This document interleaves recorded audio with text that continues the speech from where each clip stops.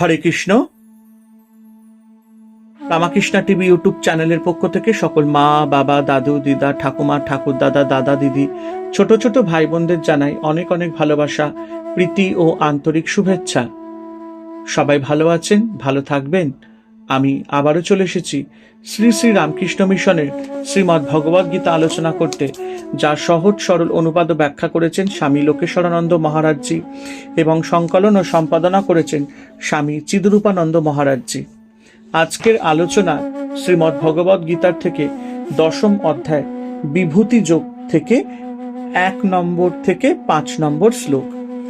এবং যারা যারা আমার শ্রীমদ্ ভগবদ গীতার আগের ভিডিওগুলি দেখা মিস করেছেন, অবশ্যই আপনারা আমার রামাকৃষ্ণা টিভি ইউটিউব চ্যানেলে আসবেন এবং শ্রীমদ্ ভগবদ গীতা প্লে লিস্টে যাবেন এবং সেখান থেকে আপনারা আগের ভিডিও বা এপিসোডগুলো দেখে নিতে পারবেন। তো চলুন আজকের আলোচনা শুরু করা যাক। 10ম অধ্যায় বিভূতি যোগ থেকে শ্লোক নম্বর 1 থেকে 5 নম্বর। শ্রী ভগবানুবাচ ভুয়ো এব মহাবাহো শৃণু মে পরমং বচ যত্তে অহং প্রিয়মানায় বক্ষামি হিত কাময়া। অর্থাৎ শ্রী ভগবান বললেন, হে মহাবাহ, পুনরায় আমার ভগবদ বিষয়ক উৎকৃষ্ট তত্ত্ব কথা শোনো। আমার কথায় তুমি শ্রী প্রীতিযুক্ত হও বলে আমি তোমার হিতের জন্য কল্যাণপ্রদ কথা বলছি। ভগবানের অমৃত কথা শ্রবণ করে অর্জুন অত্যন্ত প্রীত হন। তাই ভগবান তার ভক্তের হিত কামনা বা কল্যাণ কামনা করে তার স্বরূপ মহিমা বলছেন। এই গভীর তথ্য কথা সকলকে বলা যায় না। যারা মূঢ় বা অজ্ঞান তারা ভগবানের পরম তত্ত্ব বুঝতে পারে না। কিন্তু ভগবানের প্রিয় হলো ভক্ত, ভগবানের অতি প্রিয় অর্জুন। তাই ভগবান তাকে এই গভীর তথ্য কথা শোনাচ্ছেন। ভগবত তথ্য দুর্বোধ্য, ভগবানের কৃপা ছাড়া লাভ হয় না। ভগবান একদিকে যেমন বিশ্বের অতীত অব্যয় সত্তা, অপরদিকে তিনি সমস্ত কিছু হয়েছেন। এই বিশ্বের সৃষ্টিকর্তা ও প্রভু তিনি। তার স্বরূপ জ্ঞানের আভাস ভক্তের হিতকল্পে জানা প্রয়োজন। ভগবত বিষয়ক জ্ঞান ভক্তকেই বলা যেতে পারে। অর্জুন যেহেতু ভক্তিমান, তার প্রীতির নিমিত্ত এবং তারই হিতকল্পে এই পরম তত্ত্ব ভগবান বলেছেন। না মে বিদু সুরগানা প্রভবং ন মহর্ষয় অহমা দীর্হি দেবানাং মহর্ষিনাং চ সর্বস্ব।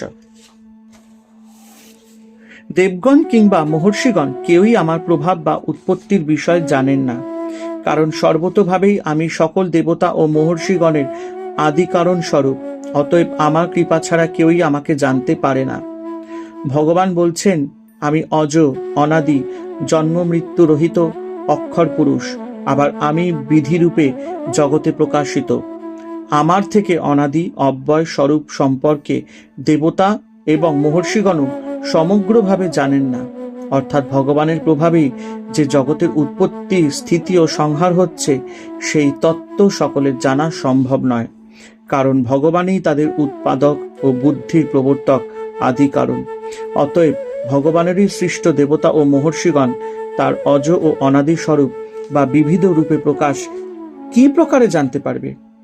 বাস্তবিক ভগবান কাউকে কৃপা না করলে, অর্থাৎ তার নির্মল বুদ্ধিতে আরূঢ় না হলে কারোর পক্ষে তাকে জানা সম্ভব হয় না। তিনি সবকিছুর ঊর্ধ্বেও। যো মাম যমনাদিঞ্চ ব্যক্তি লোক মহেশ্বরম অসংমূঢ় স মর্তেষু সর্ব পাপৈ প্রমুচ্যতে। অর্থাৎ যিনি আমাকে অনাদি, জন্মরহিত এবং সর্বলোকের মহেশ্বর বলে জানেন, তিনি মনুষ্য মধ্যে মোহশূন্য হয় সর্বপ্রকার পাপ হতে মুক্ত হন। ভগবান একদিকে অজ, অনাদি, অক্ষর পুরুষ, দেশকালের অতীত, অনির্বচনীয়। মন বা বাক্য দ্বারা তাকে লাভ করা যায় না। আবার তিনি এই বিশ্বে বিবিধ রূপে প্রকাশিত। তিনি সর্বলোকের মহেশ্বর ও প্রভু। তিনি সকলকে চালনা করছেন, সকলকে রক্ষা করছেন। অতএব যিনি ভগবানকে মনুষ্য বুদ্ধিতে না দেখে তাকে সমস্ত কারণের কারণ এবং অনাদি পরমেশ্বর বলে জানতে পারেন, তিনি অজ্ঞান বা মোহ হতে মুক্ত হন, অর্থাৎ পূর্বকৃত, বর্তমান এবং ভবিষ্যৎ পাপ হতে মুক্ত হন। তাকে ব্রহ্মস্বরূপে দর্শন করলে জীবের কায়, মনো ও বাক্য কৃত ত্রিবিধ পাপ প্রকারান্তরে ভূত, ভবিষ্যৎ ও বর্তমান এই তিন কালের পাপ ও রাশি দূর হয়। সেই সঙ্গে পাপ বুদ্ধির উৎস অবিদ্যা বা মোহ সবই নিবৃত হয়ে যায়।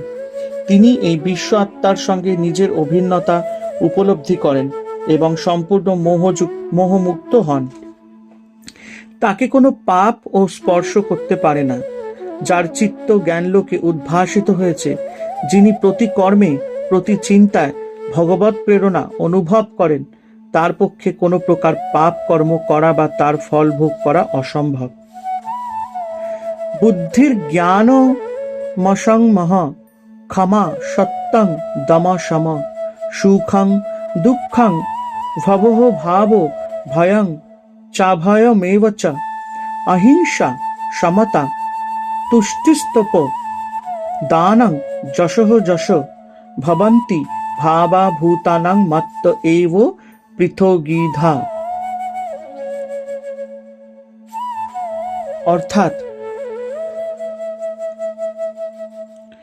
বুদ্ধি, জ্ঞান, অসম্মোহ, ক্ষমা, সত্য, দম, সম, সুখ, দুঃখ, জন্ম, মৃত্যু, ভয়, অভয়, অহিংসা, রাগ, দেশাদি, রাহিত্য, হেতু, সমচিত্ততা, সন্তোষ, তপ, ইন্দ্রিয় সংযম, কৃচ্ছ সাধন, উপার্জিত ধনাদি দান, সৎকীর্তি, অকীর্তি, প্রাণীগণের এসব নানাবিধ ভাব আমা হতেই উৎপন্ন হয়ে থাকে।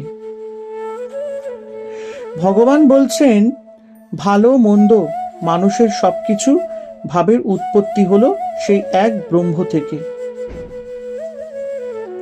ভগবান যে শুধু লোক সমূহের স্রষ্টা এবং প্রভু তা নয়, মানুষের চিত্তে যে বিভিন্ন ভাবের উদয় হয়, যে সকল ভাব দ্বারা প্রণোদিত হয়ে মানুষ কর্মে প্রবৃত্ত হয়, যাদের দ্বারা চালিত হয় সে সাংসারিক জীবন যাপন করে, সেই সমস্ত ভাবই ভগবান থেকে সৃষ্ট। বেদান্ত বলে না যে ভালো যা কিছু তা ঈশ্বরের কাছ থেকে এসেছে, আর যা কিছু মন্দ তা এসেছে শয়তানের কাছ থেকে। সবকিছুর উৎস সেই এক এবং অসীম ব্রহ্ম। এখানে ভগবান কতগুলি ভাবের উল্লেখ করেছেন। বুদ্ধি অর্থাৎ অন্তঃকরণের শক্তি, যার দ্বারা নিঃসংশয় রূপে সূক্ষ্মার্থ বুঝবার ক্ষমতা হয়। আত্ম ও অনাত্ম বস্তু বিচারপূর্বক বোধের নাম জ্ঞান। পরা ও অপরা জ্ঞান। শ্রেষ্ঠ জ্ঞান হল পরাজ্ঞান বা আত্মজ্ঞান। মোহহীনতা ও ইষ্ট অনিষ্ট ফল বিচারে স্থির ভাব। ক্ষমা, দণ্ড দেবার ক্ষমতা থাকা সত্ত্বেও অন্তঃকরণের যে বুদ্ধি ওই কাজ হইতে নিবৃত করে। সত্য অন্তঃকরণের যে বৃত্তি দ্বারা পদার্থের স্বরূপ নির্ধারিত হয়, চৈতন্যই যে বস্তুর প্রকৃত স্বরূপ, সেই চৈতন্যই নিত্য সত্য বাহেন্দ্রিয়গুলিকে বিষয় হতে নিবৃত করবার শক্তি হল দম। অন্তঃকরণ বা চিত্তের সংযমকে সম বলে। মানুষের চিত্ত যখন আনন্দ লাভ করে এবং যা ধর্ম হতে উৎপন্ন তার নাম সুখ, যা অধর্ম হতে উৎপন্ন এবং জীবের বিবিধ পরিতাপের কারণ তা দুঃখ। উৎপত্তির নাম ভব, অসত্যতার নাম অভাব, ত্রাসের নাম ভয়, ত্রাসহীনের নাম অভয়। স্থাবর জঙ্গমাদি কোনো জীবকে দুঃখ না দেওয়া অর্থাৎ সবার প্রতি ভালোবাসাই অহিংসা। ইষ্ট অনিষ্ট রাগ দেশ শূন্যতার নাম সমতা। ধর্মপথে প্রাপ্ত বস্তুর লাভেই তৃপ্তি বা তুষ্টি। শাস্ত্রমতে কৃচ্ছব্রত সাধনার নাম তপ। সঠিক দেশকালে সৎ পাত্রে শ্রদ্ধাপূর্বক বস্তু প্রদানে তৃপ্তি দেওয়াই দান। ধর্মাদি কর্মে প্রশংসার নাম যশ। অধর্ম কর্মের জন্য লোক অপবাদের নাম অযশ। এইরূপ সমস্ত বৃত্তের উৎপাদনের মূল ধারা একমাত্র ভগবান। বস্তুত তার থেকেই সমস্ত উৎপন্ন হয়েছে। একটি সত্তাই বহু হয়েছে। বেদান্ত এখনো দুটি অনন্ত শক্তির অস্তিত্ব স্বীকার করে না। জগতে বহুর প্রকাশ সেই এক থেকেই হয়েছে। হরে কৃষ্ণ কৃষ্ণ কৃষ্ণ হরে হরে, হরে রাম রাম রাম হরে হরে। জয় শিব শম্ভু, জয় দেবী দুর্গা দুর্গতি নাশিনী, জয় মা কালী। ওং নমো ভগবতে বাসুদেবায় নমঃ। ওং নমো ভগবতে বাসুদেবায় নমঃ। ওং নমো ভগবতে বাসুদেবায় নমঃ।